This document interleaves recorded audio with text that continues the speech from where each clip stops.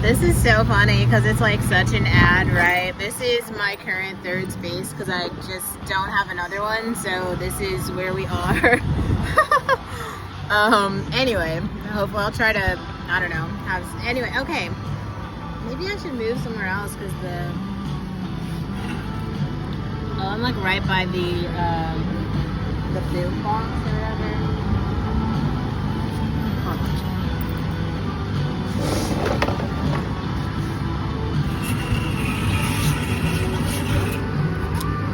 Well, I don't know if that's that much better, but either way, maybe not do that over. Either way it goes, here we are. I want to talk about, this is going to be a very quick rant, but I saw something today that was kind of concerning to me, and I posted it, so if you guys saw that, I was being serious about that. So I saw that Matt Walsh today posted a video, and it was basically talking about how violent black men are, and I don't know if I'm going to disagree with him. I think that the matricide, if you don't know what that is, matricide is basically this statistic that has to do with women and children being murdered. And in the black community, if you look on any metric like Louisiana, Texas, not in too many parts of California because there's not that many black people relative in California, but in all the cities where there's like high populations of extremely low income black people, the matricide rate is so bad. Like, women and children are being murdered. This is why I keep telling you guys, y'all, dead black people don't make YouTube videos. And I think some of you guys are taking for granted like that maybe everyone you know, and you don't know that many people. So you know, like your parents, your aunts, your neighbors, your church community, and you think that that's like those 60 people or whatever are a lot. And you know, maybe you're connected, you've got 200 connections or something on LinkedIn, so you feel like you know everyone because everyone in your tiny ass circle does the same thing. Black people are 13% of the population, and it's going down. And most black people in the country are not even living past 30. Black men literally usually don't live past 25. Those are like statistics overall. So it looks like there's all these babies being born. You guys can keep like talking about Beyonce's kids, Halle Bailey's kids, Rihanna's baby. Those are 3 babies, 3 black babies, and you can post their pictures around everywhere. It doesn't change the fact that that black kid that you saw at the Boys and Girls Club is probably not going to live to be 25. Reality check, you know, you can watch Sinners as many times as you want, but you're not Ryan Coogler. Like, it's weird to like say these things and mean them, but I don't understand how everyone else doesn't see them. It's also like very strange to me how much I'm starting to agree with 19 Keys. Like, never thought that day would come, right? But like, seriously, he's saying some things that just kind of like make sense, and it's weird because other people don't seem to see it. So I don't know. Obviously, you guys see my tan working. Y'all see that? You see them tan lines? Getting it in this summer. Not the point though. But the way that Matt Walsh talked about it, so there's a black girl at the end who I feel like kind of reads him in a sense, because yes, mass shooters in the country are overwhelmingly white men. So we also, it's really the bigger conversation here is like, how dangerous are men in general? Like, men in general are just dangerous. And I think I think he's trying to rationalize his way around and being like, yeah, but the black men are more dangerous.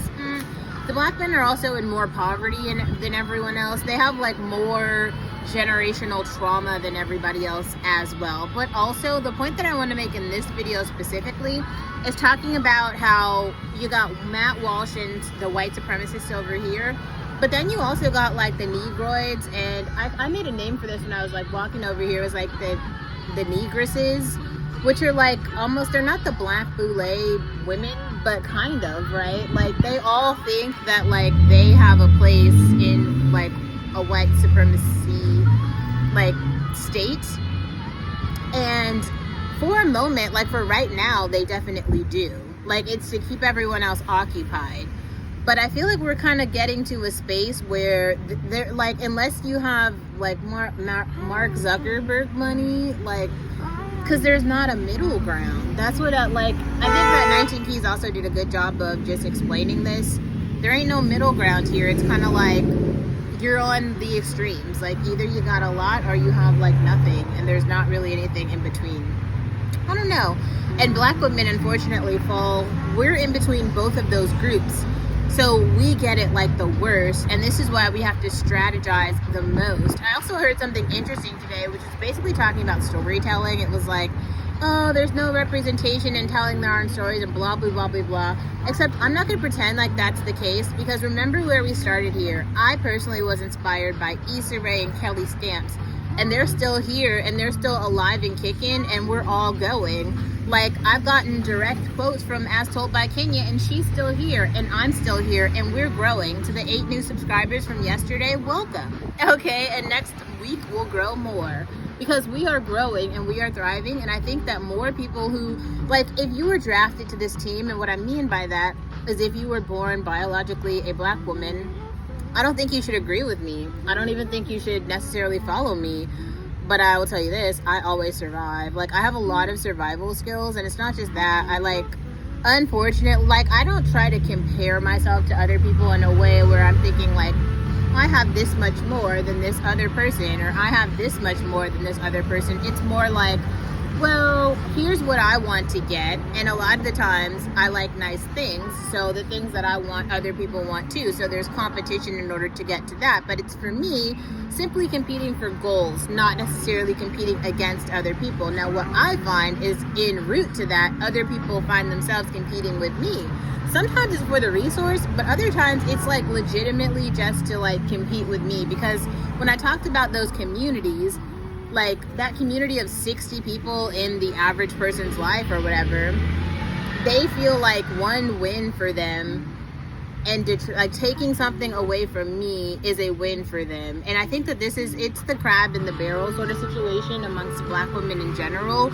But here's what I want to let you guys know, like, every single time that like a black woman doesn't succeed, it detracts from the group as a whole. But it also, like, if Matt Walsh and the white women are like more over here, it benefits them, and this entire group loses. So as you're trying to like compete for resources amongst black women and not like lifting other black women up, the resource is completely gone. Like, affirmative action is gone, right? Like, that was a loss for everyone, not just some people.